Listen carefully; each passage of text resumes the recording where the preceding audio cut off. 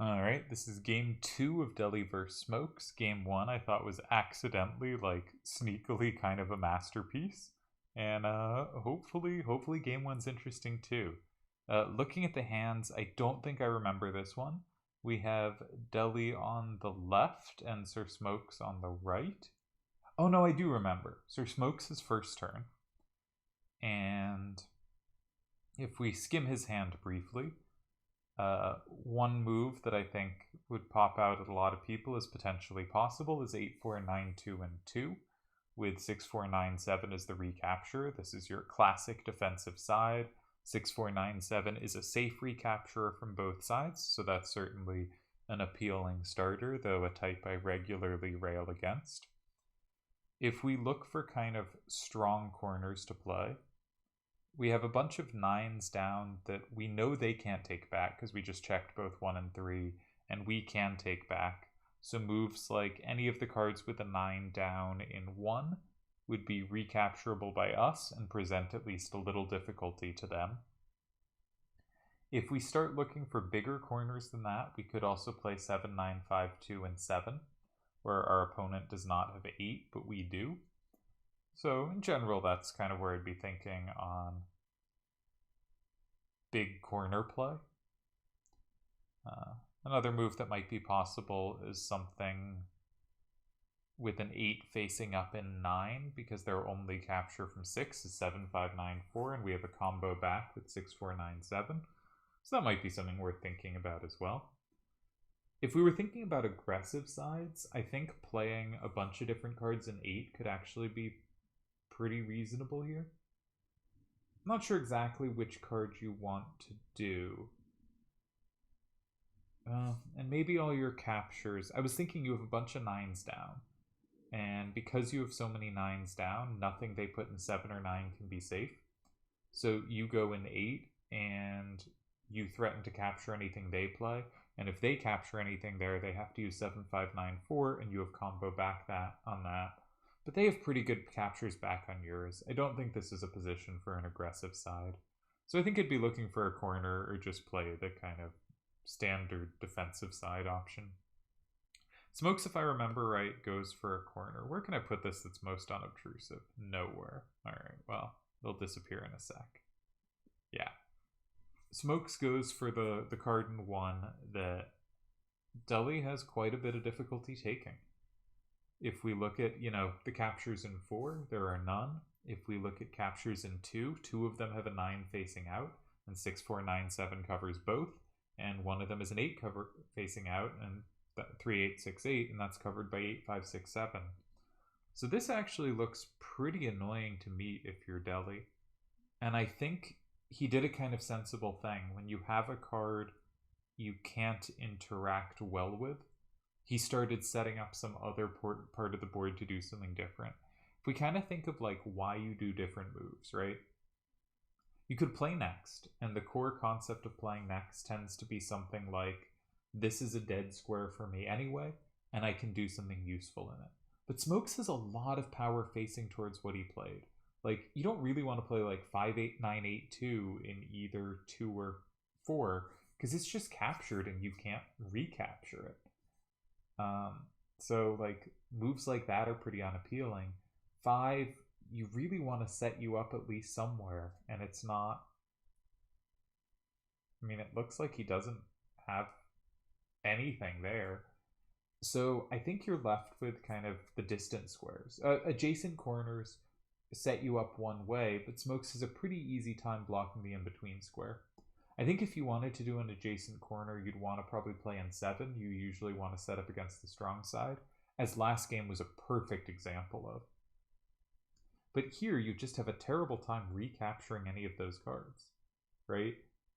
Any card except 7-5-9-5-9-4, which we know is a really important card, any card except that in 7, if they just take it from 4, all your recaptures are comboed into oblivion. Yeah, so that's really unpleasant. So you're left with kind of distant moves in 6, 8, or 9 as kind of standard. I'm sure some of these moves tie, but they're all clearly a painful path towards it. And I think often on first turn, you're not just looking for a move that hopefully things can come right, but you're trying to find a way to direct the game towards waters where you can be somewhat comfortable. So one thing you could do is go 9. And with Smokes having so much power facing effect usefully towards 1, maybe he doesn't have as much facing towards 9. And just play something saying, okay, I can create a little difficulty for you somewhere, something that's a little tricky for you to take. So maybe 4, 9, 2, 9, and 9, just saying I have 8 and you don't, and just going from there. That seems possible to me. We're just brainstorming here. I think in general, if you go in 6 or 8, you're kind of saying I want the game to be side to side or up down. And I think that's what Deli does do, and it makes a lot of sense under that contingency. Because we've clearly shown this is a difficult position to play or find something I'd be happy with. And he just goes in 6. He says, I'm clearly losing to up down. And we knew that from the start when we saw Smokes' possible starter in 2, right? He had a safe way to recapture in 1 and 3, and some pressure against 1, though not against 3. And it's just clear Smokes, Smokes going down can beat anything Deli has up. Smokes going up has a good chance to take anything Deli has going down. Not guaranteed, but a good chance, good coverage. And Deli cannot claim the reverse. He has much less comfortable coverage, especially Deli's ups are really poor. And if you look side to side, the 4-9-2-9 is often comboed, but of course is very powerful in a pure power game. And there's a little more potential. And so if you're gonna start thinking that way, you start thinking, okay, I can go in 6 and make the game side to side. And one of my favorite games I played early in the return, I met a starter where I believe the solver said I had 3 ties, I think, against their starter. And I found one of them. And it was saying I could against their corner, I could play a safe corner in the opposite corner. And I thought it was bad because it used up all my useful power. And I was correct. That was a losing move if I had played it. And instead, the idea I found, and this was actually, I think there were 2 ties, but they were both in the same square. And I found the square was a distant side specifically because my hand was really good side to side and just useless doing anything else. Absolutely useless. But it had some, not even really good, but some power. I could give it some play side to side. And here, I think Deli is making a similar claim. Now, you might notice that it gives up a plus wall in 9. Both players have that. But SirSmokes having last turn, it's probably scarier that he has it, right? 8, 5, 6, 7, and 9 on the last turn is guaranteed to flip anything in either hand that it touches in both 6 and 8, and potentially has combos against just almost everything. So that's kind of scary. What are we thinking here for Smokes, though? One thing about moves in 6 is it can make it harder to build out from your starter, right? If Smokes goes in 2, he makes a concession. 3 is now safe to Deli. If Smokes goes in 4, maybe now Deli has ways to attack in 2, which can set him up to have recaptures elsewhere. Not clear. 4 seems an appealing square, but 4 also gives up potential safety in 7, and to 3, 8, 6, 8 potentially. Like, at least Deli has something he could hold on to there. Though 4 looks quite appealing to me. If you go in 3, then Deli can suddenly go in 2. He doesn't get comboed back in 3. If you go in 9, Deli has safety in 3. If you go in 7, I'm not sure what you'd be achieving here. 8 is usually pretty ridiculous.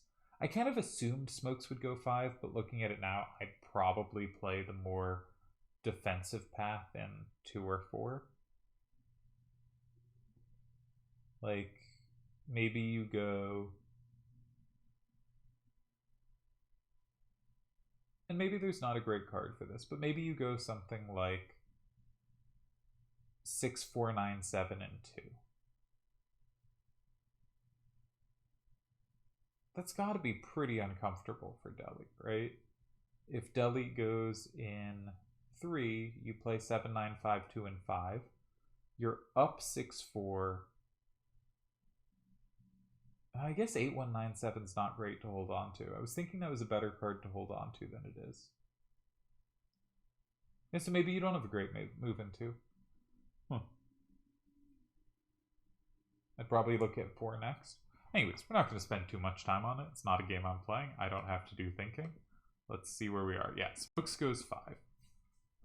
Setting up 7, 9, 5, 2, and 4. Also, we know 8197 is a card that's expendable in his hand. 8567 covers a lot of the times it would actually be useful, and 6497 has been more critical in comboing things, as we've seen in past lines. Deli still does not have any cards he can put in 2 that don't make a major concession. 7592 is the only card that's not comboed, because 6497 does cover the 9s. It covers Deli having potential safety in 3 that he had been working for. And I think Deli talked about, I forget what he said in the chat. I wish I remembered. He had some square he was looking at here that was more surprising. I thought it looked to me like a position you just like take safety in 9 and hope there isn't some big setup. And I think that's what he ended up doing. But it's certainly scary because Smokes has a lot of potential sweepers. And so Deli is dead in 8, no play in 8. If 6497, say, goes in 4, then Deli is just dead on the bottom row. He can maximally get 1 capture on the top row, but it must be with 7594 or 3868, because 5982 doesn't have captures, and 8567 at least captures back on both. So on 6497 and 4, if Smokes is keeping 8567 for the top and 7952 for the bottom, you can never capture profitably, and you just have to find safety to hold that. And I guess maybe you just do have it, but right now it's looking real scary to me. How do you hold that? Is that what was played? I should check if that was what was played. So if that was what was played, he did hold it. No, that was not what was played. Oh, this was the other idea. I actually looked at this idea too for Smokes. Is block 2, because Deli's dead in so many of the other squares with safety. But actually, let's follow out the game. Deli goes in 3. I think it was kind of critical which card he put in 3.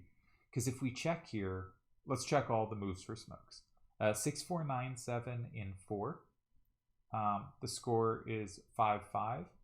And Deli can tie by blocking 8, say, with 3868. 3868 in 7 is also a tie there. Okay, so he ties there. If 8567 in 4, then it's really critical. This is really dangerous because, and I think this is what Smokes played, Smokes is a plus or same against either card in 8. And he can capture either card in 7. But 7594 and 7, capturing does not get comboed back. It's 1 number off being comboed back and holds the tie. And I think that's what we saw in the game. I think that's the tie Deli found. Yeah. I just didn't record the rest. Ah, there, it skips ahead. But you can see Smokes played in 4 and Deli played in 7. Smokes captured from 8. We have a tie. But if Deli had used the 7594, he would lose here. The 5982 would get swept at the end. Or would it? Because 85674, then 5982, and 1 still ties. So maybe not. Maybe you should just ignore me. I thought something precise was going on here. I want to go back though now, because I think Deli tied this nicely, and I think Smokes found nice pressure here. But this looks really scary if 6497 and 4. My kind of like quick check in on the position says this is really dangerous. For instance, if you play 3, if I go in 4, so we're looking at 6497 and 4. If you go 3868 and 7, which is safe, then I see what I missed. I was missing that 7594 and 2 is a plus wall. And because that plus wall's through 5, I'm actually losing in a lot of lines. Yeah, that makes sense. Because 8567 is the double capture back, but not the combo. Okay, okay. Problem solved. That's actually a really dangerous square, which is why Smokes blocked it, and I just wasn't noticing the combo potential there. Okay, all right. That cleans it up nicely, and yeah, interesting game. I think Smokes found a really difficult starter for Deli to meet, and Deli managed to clarify the position quite not comfortably, but really elegantly into a tie. This is a kind of game I would be really proud of on second turn because I took a position I think was really difficult and navigated it without facing extreme danger, right? Deli's first move was good enough that he didn't have to find anything insane on his second move. He just grabbed safety, and that was enough to hold. His third move, he grabbed the free square. That doesn't mean he wasn't precise and good on those moves, but his first move proved good enough that he didn't have to make amazing moves on the next moves. And that's really what I strive for against difficult starters. And that's what I was talking about at the start, was kind of this. What move will make your future moves easier to find correct moves? Because no matter how good a player is, the more bad positions they're put in, the more they'll blunder, the more they'll screw up. And so you want to make the moves that reduce the future bad positions you'll see. You don't want to have to do the spectacular. You want to only have to do the ordinary because you're much more likely to be able to do that. So, okay, interesting second game in the match.